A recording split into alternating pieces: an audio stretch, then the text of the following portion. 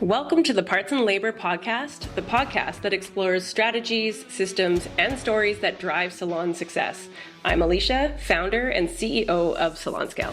And I'm Whitney, head of sales here at Salon Scale. Welcome to the Parts and Labor Podcast.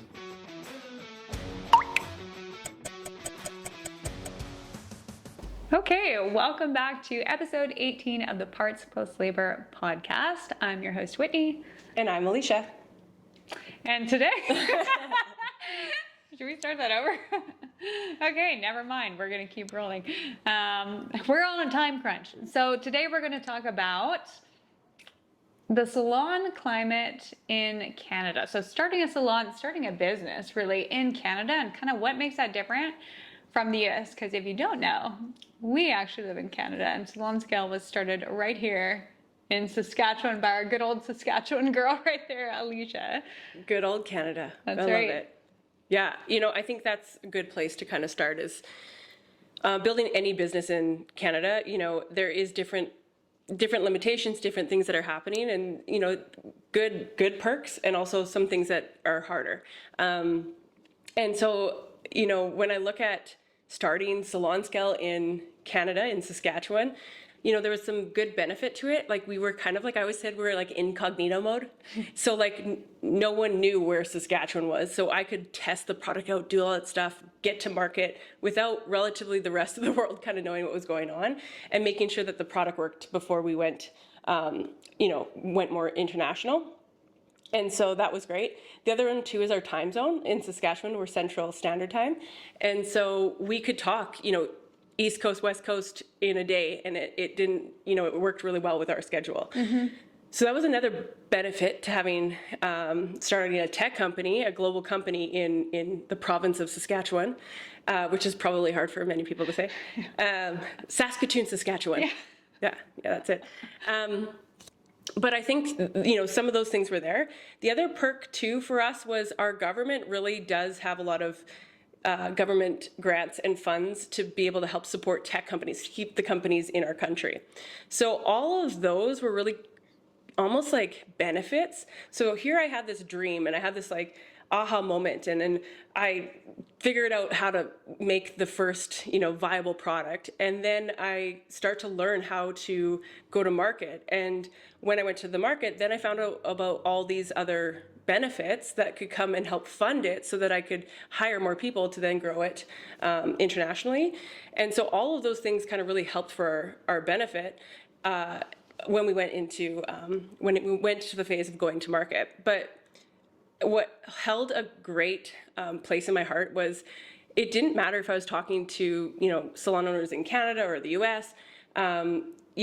Everyone still had the same problem. Mm-hmm. And then when I started to dive in, really, what does Salon Scale do?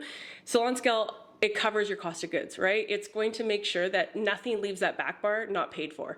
So this was a big leak. This was the missing puzzle piece in everyone's pricing model. This is the missing problem for profitability in salons. So now we have this method, we have this tool, and then when we look at the two segments, like if we just look at US and we look at Canada, one of them, Canada specifically, has an even higher deficit. And the reason is because a lot of the goods that come into the country to be able to service customers are coming internationally. So now we have things like inflation, tariffs, we have things like conversion on the dollar. Mm-hmm. And all of that makes our bottom line expenses significantly higher than the US. Mm-hmm. Not to mention even taxes and all that stuff. So we also pay a lot more tax here in the country. And so when I looked at both, and I looked at it, it's like we solved the same problem, but we, for Canadians, can significantly help Canadian salons. We can help them instantly recoup a lot of these kind of costs that are coming to them and keep track of them, because it inflates at an annual, if not a biannual rate. Yeah, exactly. Yeah. So many of these companies, and I know there are Canadian manufacturers as well, but many use lines manufactured in the US. And so, you get hit with like tariffs, with taxes, with the conversion rate, and that fluctuates. And right now, it's bad. It's not good. It's like 40% more to buy a product in Canada when you convert the dollar. So it matters that much more. But what I noticed too, so going between the States and Canada a lot, there's a 40% difference in the dollar, but a lot of things are seen as kind of like a one-to-one. It's like the wages aren't that much higher. Prices for salon services can't be like 40% higher typically than the US. So you're left with like even smaller margin, because you do kind of think as like a Canadian dollar and a US dollar as more similar than they actually are. And so, yeah, just like you said, you have that more like smaller margin. It's that much more important to make sure that these costs of goods are covered, and that you don't have to continuously switch and look for a cheaper line. You can continue buying the line that you love, that your customers love, just kind of regardless of what that price is. Because when you focus on really separating out and just making sure like the product itself is covered, if you're talking between, $7 a tube versus $10 a tube, well, that's a 3 different price difference to the client. If you're just focused on like, the product cost, I need whatever I paid for it to be paid for. Okay, well, if it's 40% more here in Canada, let's say that's a few dollars different to the client. So that's a really effective way, and making sure like you can still afford the products that you're using, regardless of the tariffs, regardless of the taxes, regardless of their continuous price increases, without having to do this big jump in pricing to the client. Because when you keep it in there, if you're giving commission on the full cost of the service, if the product goes up by $3 for a combination of reasons, if you're giving commission on the full cost of the service, you need to just cover that $3. You need to raise your price by $6. And so this prevents that. So you don't have to do those massive price jumps to clients in order to just cover a rising product cost. It can just be what I paid is what you paid. And that's a really fair, simple, easy way to do it. Because I think there's this misconception a lot of times when you switch to parts plus labor, like that's going to be a huge price increase to the client. And usually the first time it will be a price increase, not any more or less than your standard price increase, but typically it's going to be a price increase because you were likely undercharging. But then going forward, the price increase, you don't have to raise your prices because of inflation. If the product goes up by $1, the price of the client goes up by $1. It's not like, okay, I need to make $5 more on every service, so we have to do a $10 price increase, because that part is separate from the commissionable service. Well, and just exactly that is like what you use on a customer is a cost of goods sold. It costs you this much money to service a customer. It's a cost of goods sold. So the sheer fact, if you're pricing this way, you're putting it all in and you're keeping those together, and I have to like raise this because I have commission, like you're doing this, it essentially it's going to always be an issue. Mm-hmm. Your cost of goods should never be associated in a commissionable earning line. That should be separate, right? So like, we've seen tactics in the past where there's service charges or a fee that kind of gets taken towards these things. And those are kind of like, they cover it a bit, but you don't know, like you're not super sure. And then when you finally get it dialed in, you're like, okay, I think that's in. Next year, the product's going to go up, or you've added more staff, so you need more product and more inventory, or the other way too, you have staff that left, so now you have less but higher overhead still.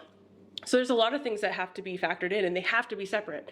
Things that cost you to operate your business have to stay over here, and then the things that bring you revenue are over here. Commissions get conversations on this side, minus what's happening over here. And if you separate those things, that's like the easiest way to stay ahead of this. The other thing I would say too is like our Canadian customers, when we're talking about how you can charge there's the Canadian, yeah, you hear that? Sorry. Sorry. The best analogy I always have, or the way to really like narrow down the thought, is if you think of like Toronto, right? If you think of downtown Toronto and going to get your hair done, what do you think the base prices are in Toronto versus Saskatoon, Saskatchewan, right? So when you look at that, why is that so different? Why can you charge $200 for a haircut in Toronto and you can only, most of the time at high end here is $100 a haircut? Like that's a $100 swing.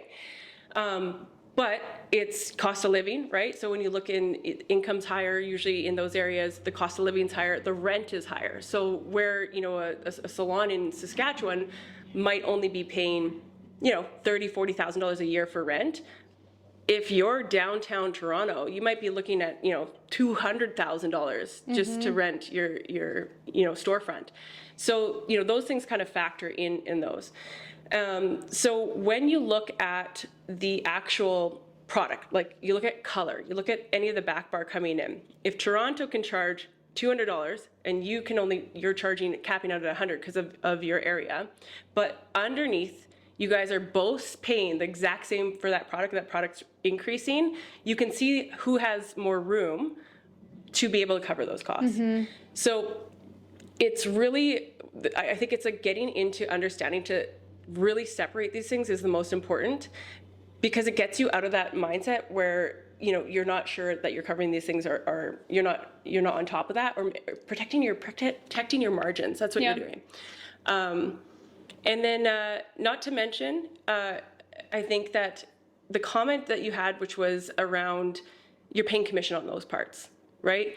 So in Canada, if you're paying commission to your stylist 50%, you're paying commission and you include that product in there, you're paying commission on that product. Absolutely you are. But what happens at payroll? So at payroll, you're going to pay CPP, you're going to pay EI, you're going to pay on what their gross earnings are. So if you're inflating the earning because it has the product in there, that means you're also going to be paying more taxes to your staff. And so there's that side. Then you've got your year end, and you got your inventory, and like when you go and report like what your cost of goods are, what you've used, if you're not separating those things out, you're also inflating how much revenue the business brought in. So now you're going to pay, whether it's a LLC or a incorporation or a sole proprietorship, you're going to be paying more because you're saying you're bringing in more. So whether you're a solo and you're doing your taxes at the end of the year in Canada, and you're saying, oh yeah, my total amount that I brought in was $57,000.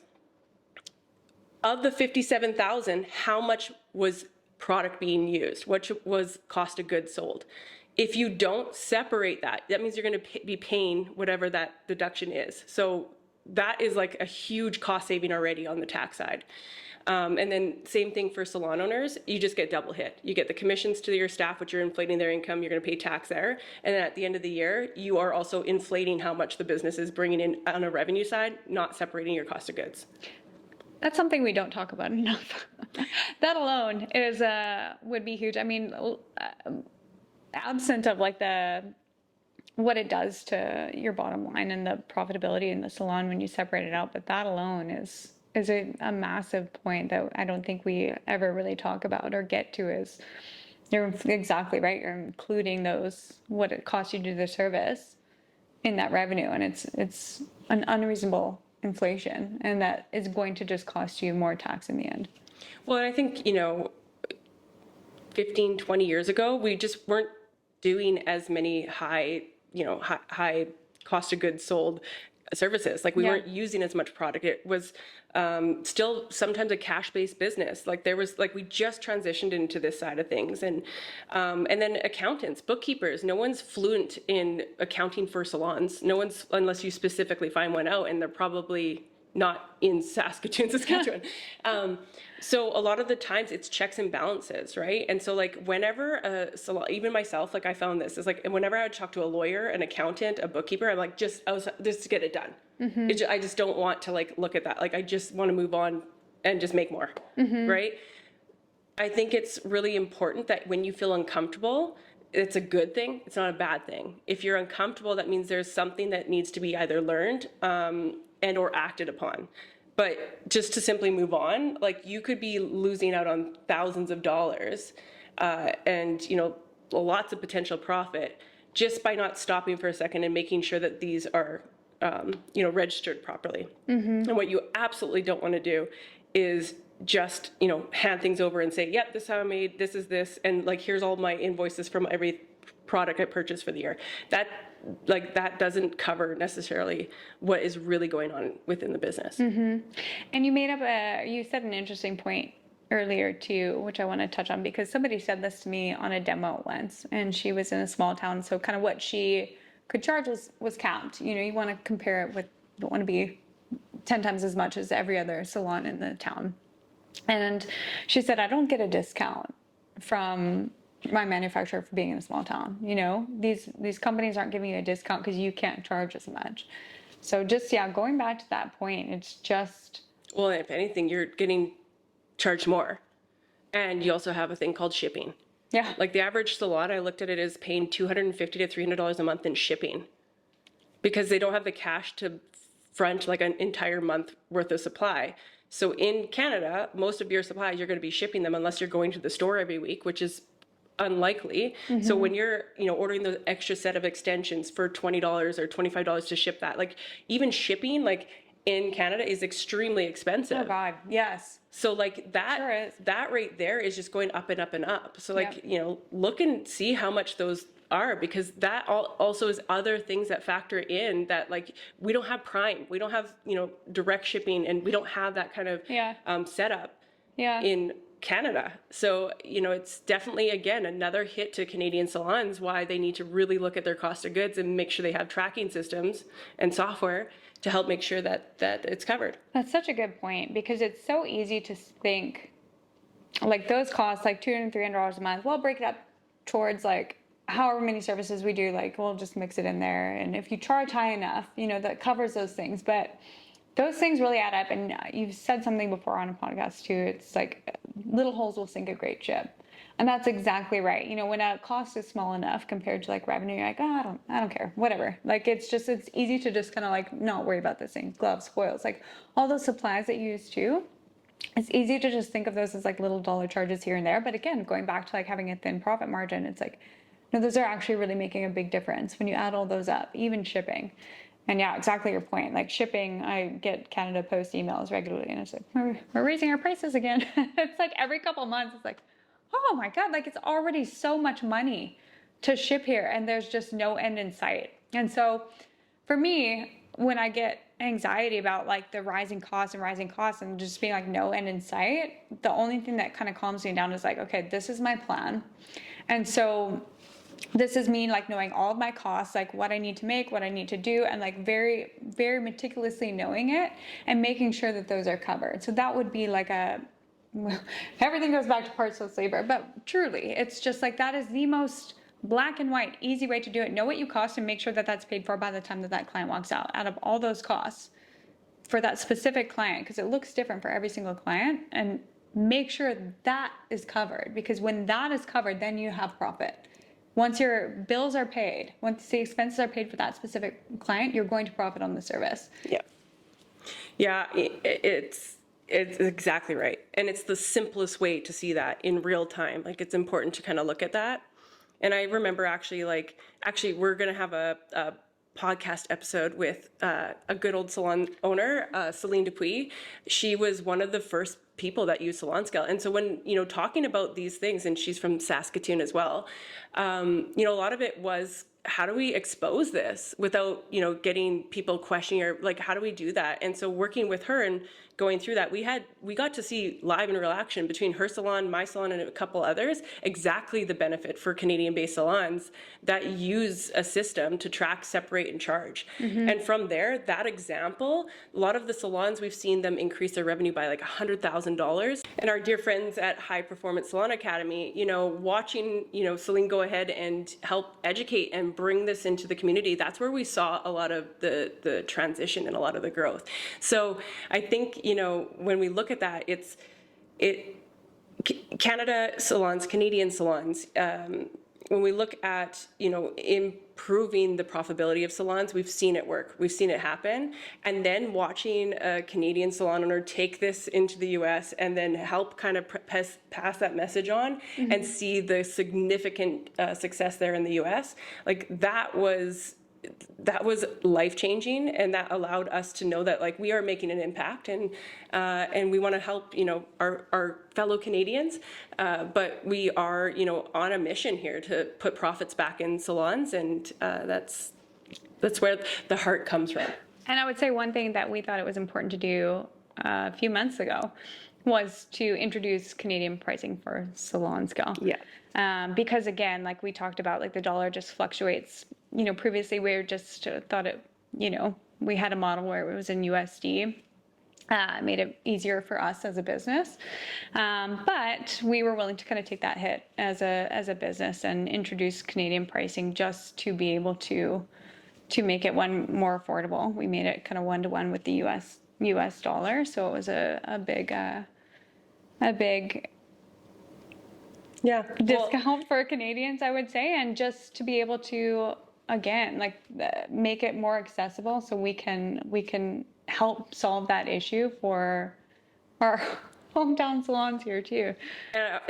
that's reality is we were built and born in this country, and we love our Canadians, and we'll support them in any way. And throughout all those changes through COVID and the expenses and the inflation, the conversions, like all of these things kind of happening, we knew we can make a difference and help. And so the one thing that we did when we did convert and make sure that we are charging Canadians Canadian funds, that allowed them to make sure that it was also transparent and true. When they would subscribe prior and then it would convert, it was quite a bit of a jump. And so we wanted to kind of go the extra mile and kind of do that, especially, from a Canadian, for Canadians. How many more times can I say Canadian? But, in all honesty, I think this whole episode is really all about what is really the benefit of using Salon Scale as a Canadian salon owner, and why you should start now.